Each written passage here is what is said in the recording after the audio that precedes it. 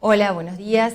Mi nombre es Nancy de Olivera, soy profesora adjunta de Clínica Pediátrica y hoy vamos a compartir una charla acerca del crecimiento. El crecimiento en la edad pediátrica es uno de los eventos más importantes que tenemos los pediatras cuando asistimos a los niños.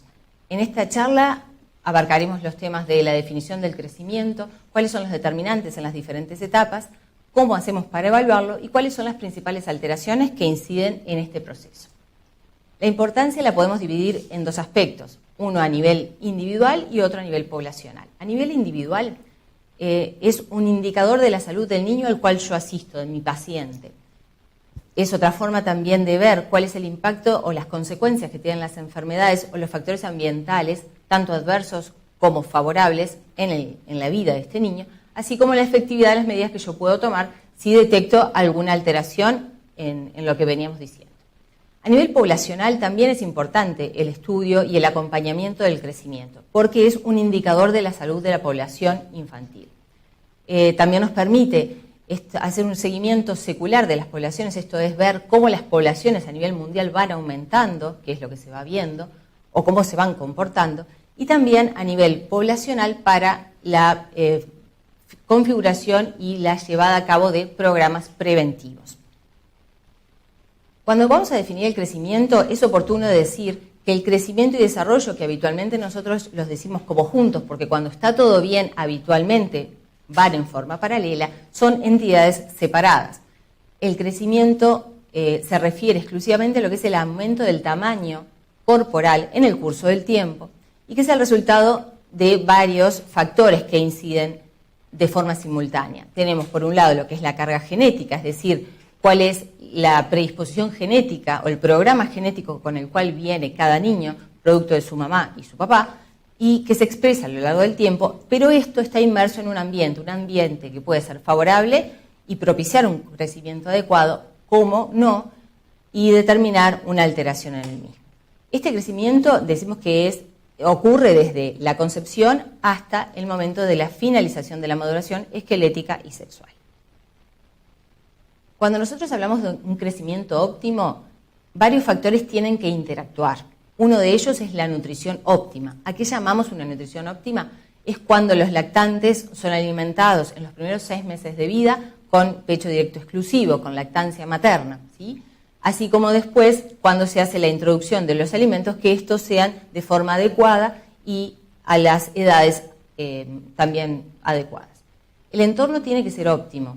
¿Qué queremos decir con esto? Un entorno óptimo es aquel lugar donde se desarrolla un niño, donde es querido, donde también están alejados de infecciones o de ambientes, medioambientes perjudiciales para ellos, como puede ser, por ejemplo, el consumo del tabaco a nivel intrafamiliar.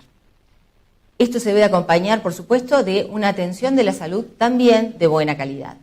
¿Qué queremos decir con esto? El niño debe cumplir con lo que son las inmunizaciones que están pautadas para prevenir las enfermedades inmunoprevenibles y contar con una atención programada, normatizada, como es la que nosotros tenemos en nuestro país, la cual puede ser llevada en registros a través del carnet de salud de la niña y el niño. ¿Cómo evaluamos el crecimiento? Varias cosas tenemos que tener en cuenta. Uno son las medidas antropométricas, que tienen que ser realizadas con una técnica correcta. Después el empleo de estándares adecuados del crecimiento y la valoración de la velocidad del mismo. Las medidas antropométricas que nosotros habitualmente utilizamos son, como dicen ahí, el peso, la talla y el perímetro cefálico para los niños más pequeños. Tenemos que tener en cuenta que cuando tomamos medidas antropométricas pueden ocurrir errores que nos distancien de la medida real y las podemos agrupar en 4. Uno sería el error del instrumento. Si nosotros tenemos una balanza que no está en condiciones, un tallómetro que también está mal o una cinta que no reúne las condiciones adecuadas, llevamos a un error, podemos incurrir en un error. Otra causa de error es que la técnica, la forma en la cual yo estoy recogiendo esa medida no es la adecuada, no es la que está estandarizada y que nos permite repetir en forma seriada esa medida. También existe lo que es la diferencia interobservador e intraobservador, es decir, que yo puedo tomar una medida diferente como lo realiza otra persona y mis propias medidas ser distintas, por lo tanto tenemos que ser como muy cautelosos en esa forma. El cuarto punto, bueno, a veces podemos incidir de manera más difícil. Necesitamos la cooperación del niño. Ahí apelaremos a lo que son nuestras habilidades comunicacionales, el poder interactuar fluidamente con el niño y convencerlo habitualmente de que se quede quieto. Las mediciones deben ser precisas y exactas. ¿Por qué? Para minimizar los errores. ¿Y por qué es tan importante esto? Porque nosotros podemos llegar a diagnósticos de alteraciones del crecimiento que determinen medidas, que determinen además también estrés para los padres, es decir, preocupación, diciéndoles que su hijo no está creciendo bien, y en realidad no es eso, sino que la medida está mal tomada. O sea que como consejo, cuando una medida no viene en consonancia con las medidas anteriores, chequemos que esté bien hecho, ¿sí? Una vez que tenemos las medidas antropométricas, vamos a determinar lo que son los índices antropométricos, que las llevaremos a comparar con valores de referencia. Los valores de referencia son patrones que nosotros en nuestro país utilizamos, los recomendados por la OMS, que son producto de un estudio multicéntrico que se realizó desde el año 1997 a 2003, multicéntrico, como les decía, en varios, en 5 o 6 países en varios continentes, que lo que posibilitó es que la muestra sea homogénea. Esto puede ser aplicable a cualquier niño del mundo, ¿sí? Es cómo deberían crecer estos niños, ¿sí? Los criterios fueron muy rigurosos para la inclusión de estos niños, los que fueron seguidos para llevar a la construcción de estos estándares, y tienen como particularidad que los niños, los lactantes, fueron alimentados con lactancia materna. Veremos por qué esto es importante, porque los niños alimentados con fórmula crecen diferente a los niños alimentados con pecho materno. Los índices antropométricos que vamos a utilizar dependen de la edad que tenga nuestro niño. En los lactantes, los que utilizamos en el peso para la edad, la longitud para la edad, el perímetro cefálico para la edad y el peso o longitud para la talla. Cabe decir que uno de ellos, que es el perímetro craneano, es una forma indirecta de ver el desarrollo del sistema nervioso, o sea que es una forma indirecta de acercarnos a ver si está creciendo bien en ese aspecto nuestro niño. Los niños que son más grandes, entre 2 y 5 años, lo que nos importa y lo que vamos a utilizar son los índices longitud, edad y peso para la talla. Y en los más grandes cobra importancia el índice de masa corporal en función de la edad, y tienen, además, también hacemos el control de la longitud de la talla. El crecimiento lo vamos a desglosar en las diferentes etapas del niño, sabiendo que dependen de factores diferentes. A nivel prenatal, es decir, antes que el niño, durante la gestación, el crecimiento tiene varios componentes. Uno es la nutrición transplacentaria en ese momento y el espacio físico, es decir, el tamaño de la mamá y el tamaño del útero, que dan marco al crecimiento del niño. También la regulación hormonal en esta instancia está a cargo de la insulina y del factor de crecimiento símil-insulina. En los niños, desde el nacimiento a los 2 años, la nutrición obviamente es muy importante y comienza a cobrar importancia el componente genético que hablábamos. La regulación hormonal en este caso está a cargo de la hormona del crecimiento y del factor insulino del crecimiento. Los niños de 3 años a la pubertad, la carga genética es importante, la regulación hormonal está a cargo de la hormona del crecimiento y del factor de crecimiento insulino-like, así como también de los ejes tiroideos y suprarrenales. En el último momento del crecimiento, en la pubertad, sigue la importancia del componente genético, la regulación hormonal, entran en juego los esteroides sexuales propios de esta etapa, así como también continúa la influencia de la hormona del eje de la hormona del crecimiento y factores de crecimiento de insulina. El crecimiento prenatal es el momento donde hay una mayor velocidad de crecimiento. Recordemos que pasamos de células a un individuo completo. Es cuando la velocidad de crecimiento es máxima. El tamaño del recién nacido, como decíamos, dependía del tamaño de su mamá, del tamaño del útero y de la nutrición transplacentaria. Una ingesta, vale la pena decir que una ingesta de una mamá que sea menor a 800 calorías por día, determina una afectación del crecimiento fetal. Fíjense que 800 calorías es bastante poco, o sea que mamás que algún déficit calórico tengan, el cuerpo es como muy inteligente, entonces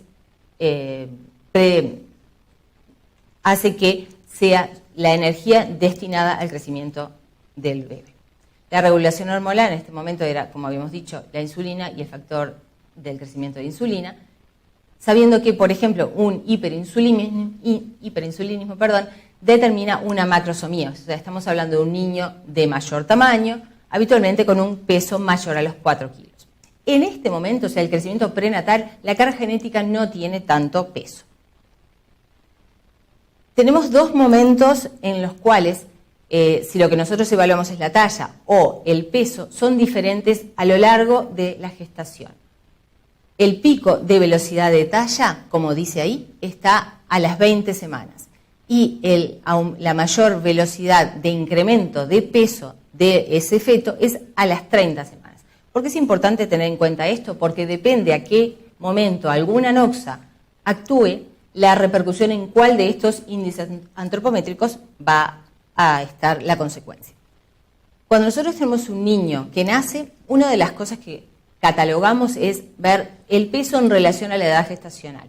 Definimos, por tanto, un pequeño para la edad gestacional cuando el peso es menor al percentil 10 para esa edad gestacional.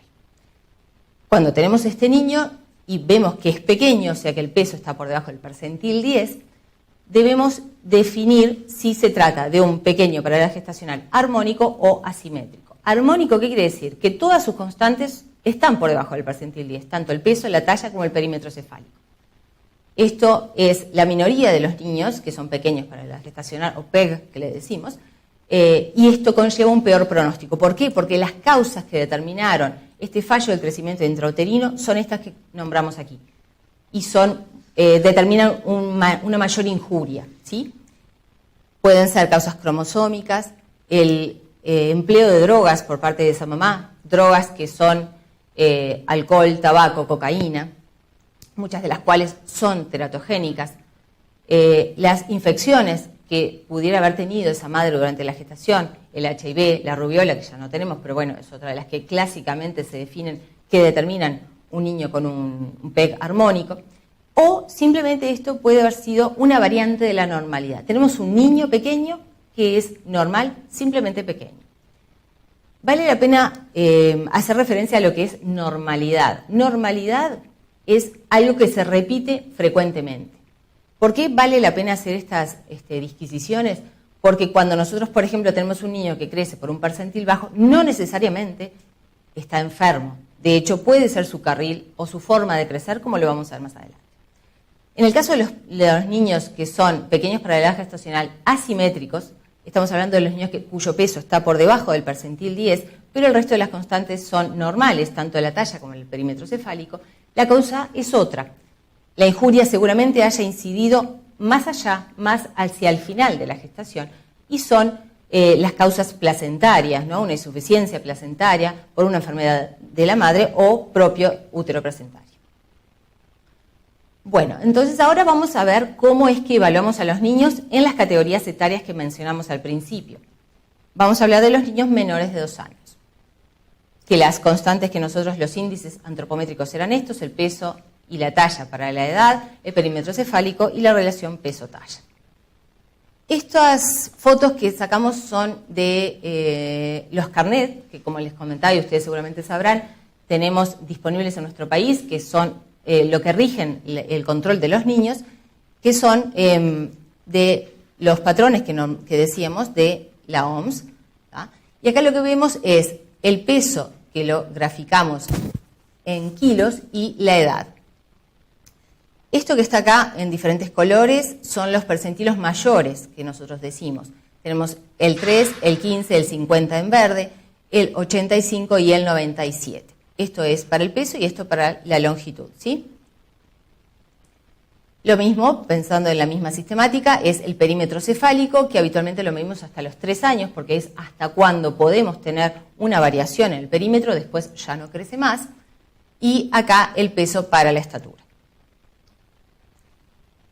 Esto es para tener en cuenta cuánto crecen los niños. Decíamos que la velocidad de crecimiento intrauterina es la máxima que tenemos, esto de célula a organismo. En el primer año, fíjense que crece 25 centímetros por año, es muchísimo. Después si bien va desacelerando, el niño sigue creciendo, pero a una velocidad menor. Acá lo vemos, 25 en el primer año, 10 en el segundo y 8 centímetros por año en el tercer año de vida. ¿Cómo evaluamos el crecimiento en el primer año? Para nosotros, como decíamos, es un indicador de salud. Queremos ver cómo está creciendo este niño, nuestro paciente. De darse alguno de estos criterios, podemos decir que el niño está teniendo un retraso en el crecimiento. ¿Cuándo ocurre una o varias de estos ítems? El crecimiento peso 10 menor al percentil 5, cruza esto que yo les decía, estos percentiles mayores, lo que tenemos en las líneas de colores, por ejemplo, del carnet. El incremento de la talla es menor, está por debajo del percentil 5, o cruza también 2 centilos mayores de la talla. Acá estamos definiendo, si tenemos esta alteración, un niño que tiene un bajo peso cuando su peso está por debajo del percentil 3, o una baja talla cuando la talla es menor al percentil 3. Bueno, este es nuestro paciente. Tenemos un niño con un bajo peso o una baja talla. Debemos tener en cuenta, para tratar de ver qué es lo que está ocurriendo con él, si este niño ya venía con un retardo del crecimiento o no.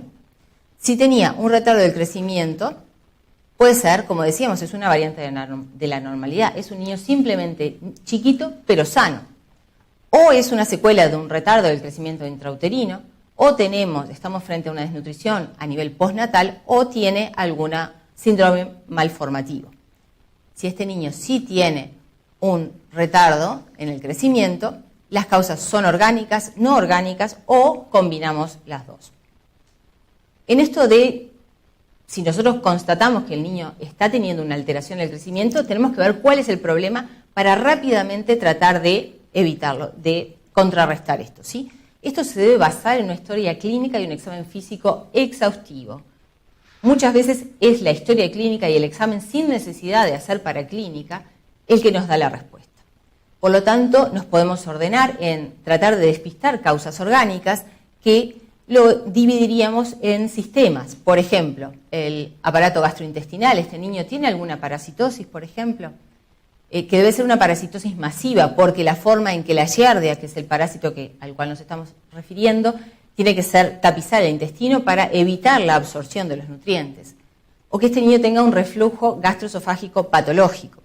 A nivel respiratorio debemos pensar en niños que tienen otitis o otitis medias agudas reiteradas, no una otitis aislada nos va a producir una alteración del crecimiento, no, esto debe ser repetido en el tiempo. Que tenga una enfermedad respiratoria crónica que nos determina una hipoxemia prolongada.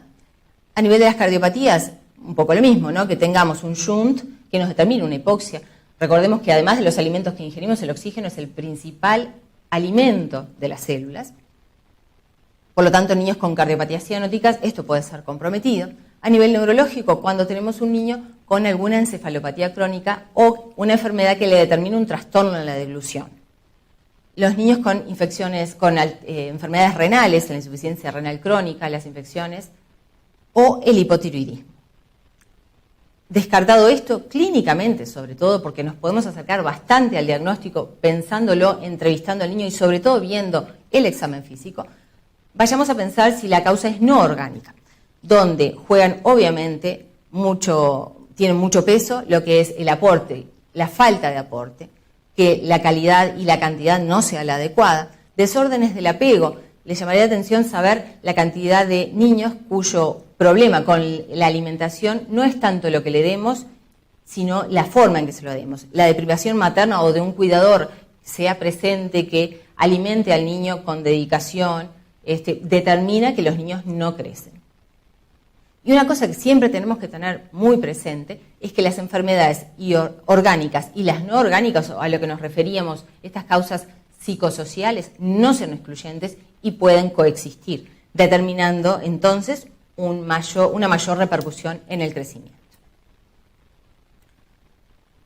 Tenemos que saber cuál es la forma, acá de lo que estábamos hablando era cuando no crecían, pero sepamos que hay cruces en estos carriles que nosotros decíamos, que son normales entre el primer y segundo año de vida, lo que llamamos el catch-up, ¿tá? es la canalización o la recanalización del crecimiento en función de la carga genética con la cual vienen programados los niños para crecer.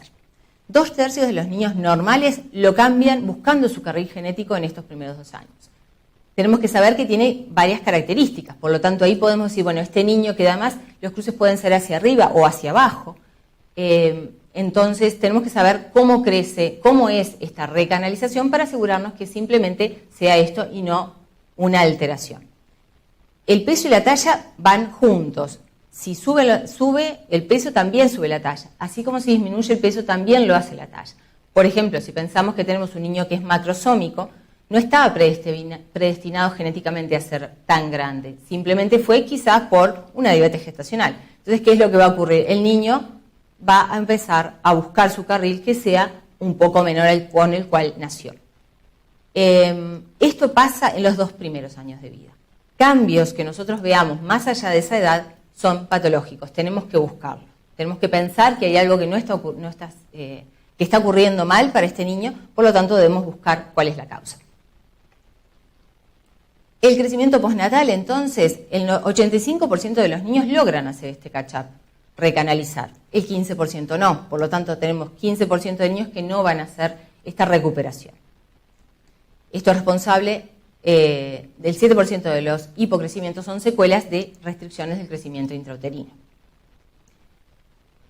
Una apreciación que tenemos que hacer, y además tiene que ver con las características de los estándares a los cuales nosotros referimos a nuestros niños, es que los niños que son alimentados con pecho directo exclusivo tienen un crecimiento mayor que los niños que son alimentados con LB, que es leche de vaca, tanto leche de vaca que se prepara como las fórmulas sustitutivas de la lactancia materna, y que después estos niños alimentados con pecho exclusivo después bajan un poquito su velocidad de crecimiento alrededor de los 4 o 6 meses.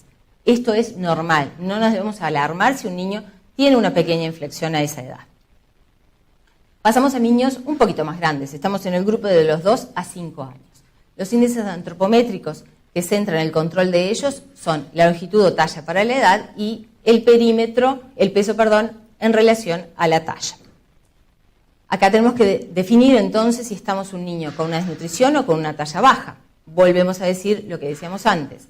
Es en relación al percentil 3, que es el último percentil, el de abajo, el que figura a veces en rojo, en el cual solo el 3% de esa población es normal, es sana, dentro de lo que normalidad, la acepción que le dimos al inicio.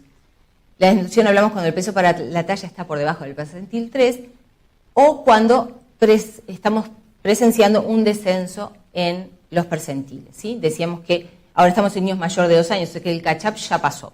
Y la talla baja lo definimos menor al percentil 3. Así como tenemos en menos el riesgo del sobrepeso, y el sobrepeso es una enfermedad importante.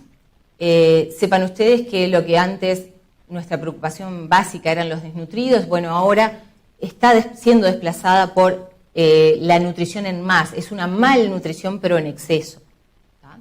Entonces, el peso para la talla en el percentil 85 a 97 riesgo y por arriba sobrepeso.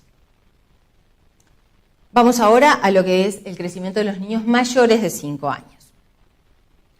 En que nos centramos la talla para la edad y el índice de masa corporal, cuya fórmula de cálculo es muy sencilla, peso para la talla al cuadrado, teniendo la precaución de que el peso está en kilos y la talla debe ser graficada en metros. Estas también son, obviamente, los estándares de crecimiento que realizó la OMS. En los niños mayores de 5 años, y bastante mayores, o sea, es importante el momento de la etapa puberal. Etapa puberal que varía según el sexo del paciente. Las niñas, el inicio se ve entre los 8 y 13 años y a los varones se ve más tarde, entre los 9 y 14 años. El empuje puberal, que llamamos empuje puberal o estirón puberal, es el momento en los cuales el niño aumenta nuevamente su velocidad de crecimiento. Recordamos que teníamos una desaceleración en los primeros 2 años, si bien aumenta mucho, una meseta desde los 3 años hasta este momento, cuando inicia en las niñas a los 8 y en los varones alrededor de los 9 a 14 años. El empuje entonces es a los 11 en las niñas y en los varones a los 13. La velocidad, si ustedes la ven, es diferente en las niñas o en los varones. En las niñas es 9 centímetros por año y en los varones es 1 centímetro más, 10.3 centímetros por año. ¿Qué particularidad tiene el crecimiento en los dos sexos que los hace diferentes? Que el empuje puberal de los varones dura más. Por lo tanto, ellos están más tiempo sometidos a una mayor velocidad de crecimiento, lo que determina una talla final mayor. Es la diferencia entre hombres y mujeres en cuanto a la talla. El crecimiento en los niños y en las niñas también finaliza a edades diferentes. En las niñas es alrededor, tiene una media de los 17 años, y en los varones una edad media de 21 años. Una de las cosas que es importante evaluar en los niños, en los adolescentes o en los preadolescentes son los estadios de Tanner. Los estadios de Tanner tienen que ver con el desarrollo sexual, ¿sí? Sabemos que la incidencia, como habíamos hablado antes, de las hormonas sexuales en el crecimiento son los que determinan la aparición de los caracteres sexuales secundarios y determinan el crecimiento en talla, por ejemplo. ¿Cuáles son los hitos? Son 4 estadios, tanto para niñas como varones. El Tanner 2, que es la aparición del botón mamario en las niñas, determina el inicio puberal y suele coincidir con el inicio de este estirón puberal. La menarca o la primera menstruación aparece más adelante, ¿sí? En los varones es diferente. El Tanner 2, o sea, el inicio de la pubertad, está marcado por el aumento del volumen testicular, pero no tiene que ver con el estirón puberal. Ellos comienzan la maduración sexual, ¿no? El incremento del volumen testicular, pero el estirón puberal se ve habitualmente un año después cuando estamos frente a un estadio 3 de Tanner.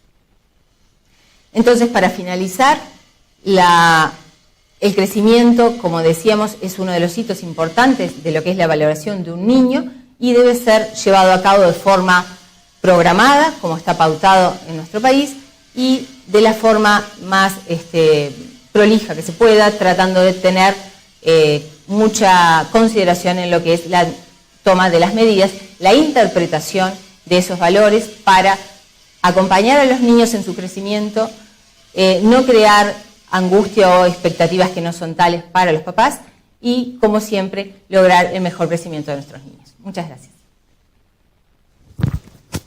Hola, mi nombre es Anabela Santoro, soy profesora agregada de pediatría y en este espacio vamos a conversar algunos aspectos del desarrollo infantil que creemos que son importantes que ustedes tomen conocimiento.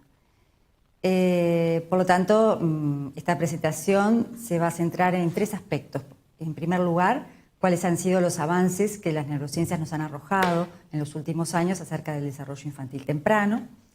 El segundo punto tiene que ver con, por lo tanto, por qué es importante la detección precoz de problemas del desarrollo basado justamente en estos conocimientos.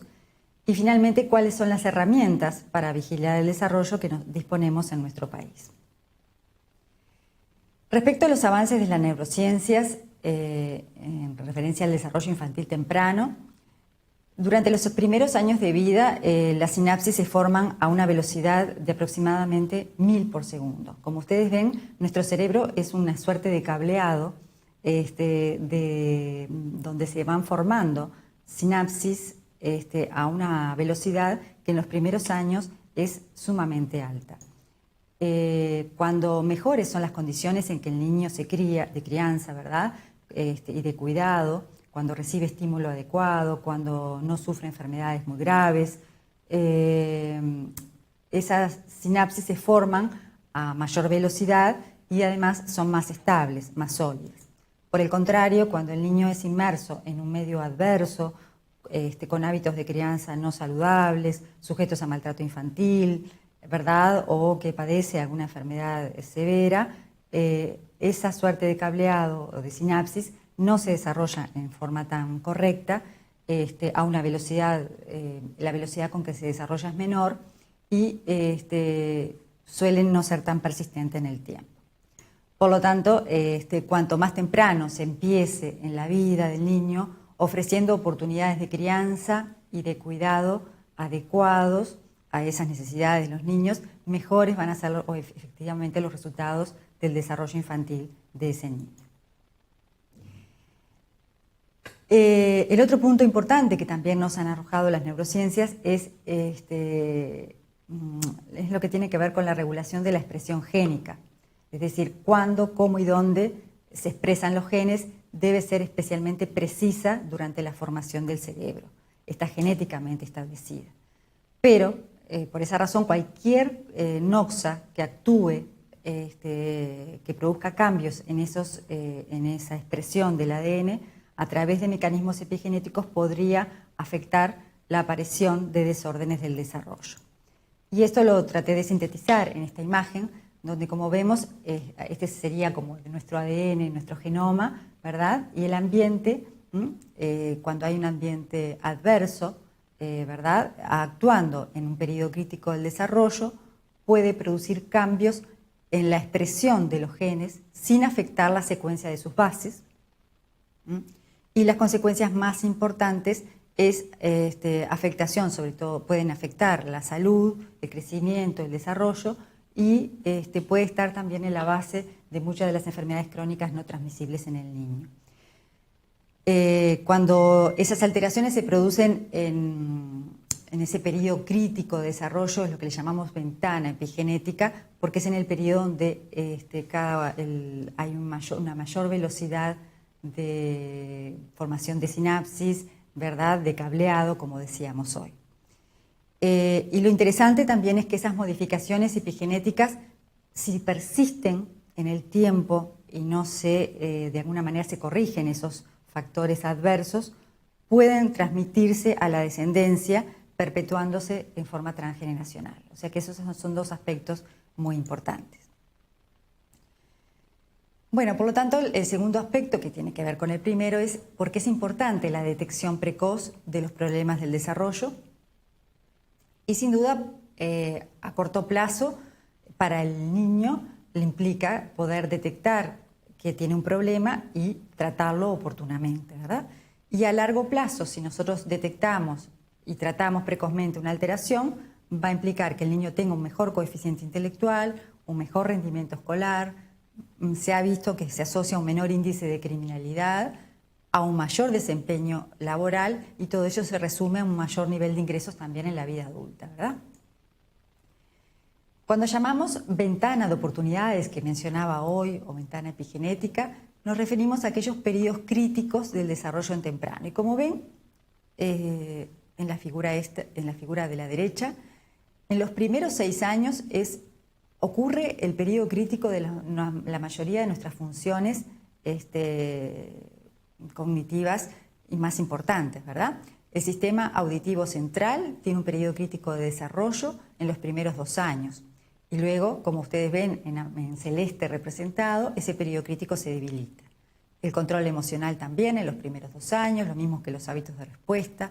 Las habilidades sociales un poco más tardía, entre los 3 y 6 años. El lenguaje comienza su periodo crítico también en el primer año de vida y culmina a los 4 años, y la capacidad cognitiva lo mismo en los menores de 3 años. O sea que, como ven, el niño pequeño concentra en esa etapa el mayor velocidad de desarrollo, de adquisición de los principales aspectos de su desarrollo futuro. La segunda pregunta es, bueno, debemos vigilar el desarrollo, pero ¿quién lo debe hacer? ¿De qué manera? ¿Con qué?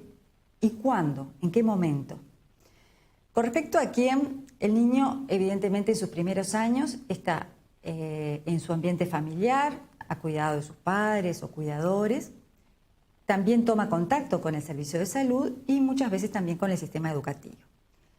Respecto al sistema de salud, al equipo de salud, lo que se ha demostrado es que el juicio clínico del pediatra no es suficiente para detectar problemas del desarrollo. Si solamente utilizara la observación, pero sin utilizar ninguna herramienta, solo detectaría de esa forma menos de 50% de niños con retraso mental, problemas de lenguaje u otros problemas del desarrollo. O sea que eso, solo el juicio clínico no es suficiente. ¿Qué rol juegan los padres? Se ha visto que los padres son muy buenos observadores y cuando dicen que algo no va bien con el niño, es posible que algo no vaya bien con ese niño y hay que escucharlos y evidentemente prestarles atención.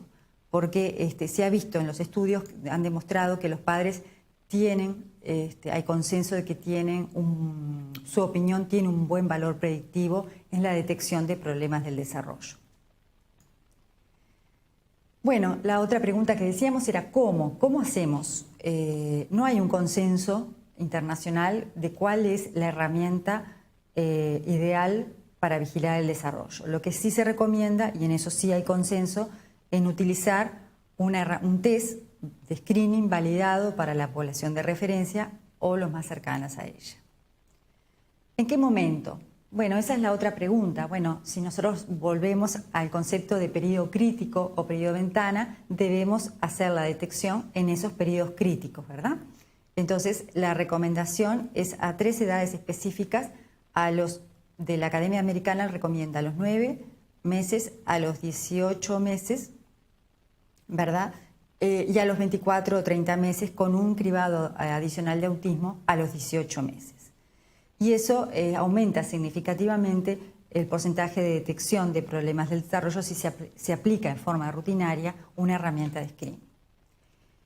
Esta es la recomendación de la Academia Americana, no es obviamente que simplemente como referencia bibliográfica la presento, donde muestra exactamente las edades en las que hace las recomendaciones.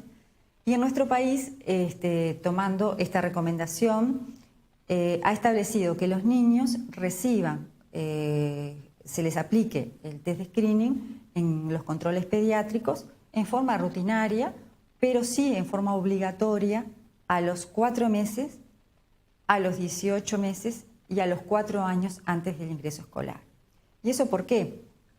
Porque como vimos hoy en esa ventana de oportunidades, a los 4 meses, sobre todo para detectar problemas en el desarrollo sensorial, afectaciones en el desarrollo sensorial, a los 18 meses, sobre todo porque es la máxima expresión del lenguaje, comienza a poderse detectar problemas del lenguaje, problemas de adaptación social y también elementos que nos sugieran que el niño puede tener un autismo, ¿verdad? Y al ingreso escolar es muy importante, previo al ingreso, que se detecte cualquier alteración que pueda condicionar el aprendizaje de ese niño. ¿Con qué herramientas contamos a nuestro país? Esta quizás ustedes ya la conozcan, que es el carnet de control del niño y niña, que fue elaborado en el 2007, que es de uso a nivel obligatorio en todo el territorio nacional, para todos los niños menores de 12 años, y van a ver que en uno de sus apartados contiene el desarrollo infantil, y en él se esquematizan las principales áreas del desarrollo y qué conductas deben adquirir los niños en determinadas edades. Esto no es un elemento de screening, simplemente es una ayuda para los padres, para que puedan saber qué esperar sobre el desarrollo de sus hijos en determinadas edades, y también muestra cómo estimular el desarrollo en las diferentes etapas. Asimismo, nuestro país ha desarrollado ya desde el año 2010 la Guía Nacional de Vigilancia del Desarrollo de Niños y Niñas menores de 5 años. La misma se ha actualizado y recientemente, en el año 2019, se publicó la segunda versión, que lo interesante es que ha sido sometida a un proceso de validación, por lo tanto conocemos en forma certera cuál es su sensibilidad y especificidad, que son buenas, son adecuadas para ser utilizadas como una herramienta de screening. Y yo les voy a mostrar algunos aspectos, algunas características de la guía. No voy a profundizar demasiado porque sería muy extenso. Sí recordar que la guía explora 4 áreas del desarrollo: el área motora, social, lenguaje y coordinación, pero tiene algunas limitaciones porque no explora los aspectos vinculares del niño y tampoco las características del cuidador, ¿verdad? Se le aplica a todos los niños menores de 5 años, ¿verdad? Normales. Para los niños pretérminos es necesario corregir la edad hasta los 2 años y se puede aplicar en cada control pediátrico. Pero sí o sí, necesariamente, y es obligatorio, en las edades que hoy mencionaba. El niño debe estar tranquilo, cómodo, en un ambiente junto a un familiar para que no llore, y también debe estar en buenas condiciones de salud, no puede estar enfermo porque eso puede afectar el resultado del test.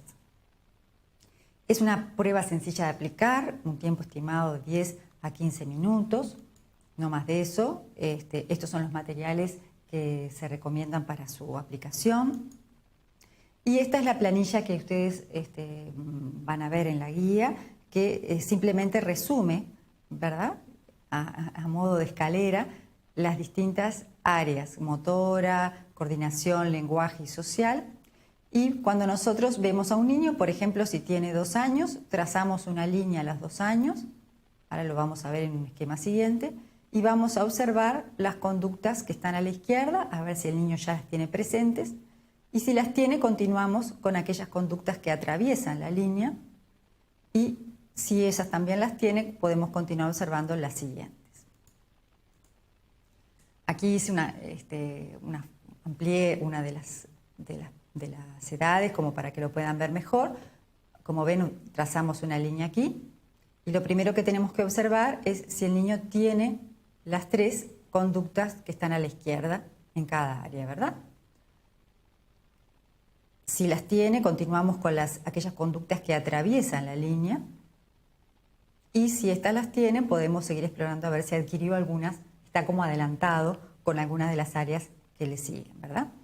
También están resumidas algunas alertas importantes que nos permiten hacer una detección precoz de autismo, y a modo de resumen, finalmente podemos resumir si el niño tiene una evaluación normal, si requiere una reevaluación o si consideramos que es necesaria una derivación al especialista porque encontramos alteraciones importantes. Aquí, a modo de resumen, fui mostrando un ejemplo de cada una de las áreas. Por ejemplo, el sostén cefálico. Y lo que tienen importante es que ustedes para cada logro tienen la definición del logro que ustedes tienen que leer antes de aplicar. Y van a ver cuándo se considera logrado y no logrado. Esto es muy importante porque eso disminuye la variación entre los distintos observadores, porque para uno puede ser mantener erguida la cabeza un concepto y para otro. En cambio, tiene que aplicarse la definición tal cual está en la guía. Lo mismo para el área de coordinación, de lenguaje y el área social. Y finalmente, una vez que terminamos la aplicación de la guía, nosotros tenemos que sacar una conclusión de ese test. Cuando consideramos si pasa o no pasa la prueba. Si pasa, quiere decir que cumple por lo menos con las 12 conductas que quedan a la izquierda de la línea que corresponde a su edad para las 4 áreas, o sea, 3 conductas por área. Y no pasa cuando falla una o más de esas 12 conductas. Un concepto importante que quiere decir que no pasa o pasa, esto es un test de screening, no es diagnóstico. Entonces, pasa o no pasa no quiere decir que el niño tenga un problema específicamente o no lo tenga. Quiere decir que alguna de estas conductas no lo logró.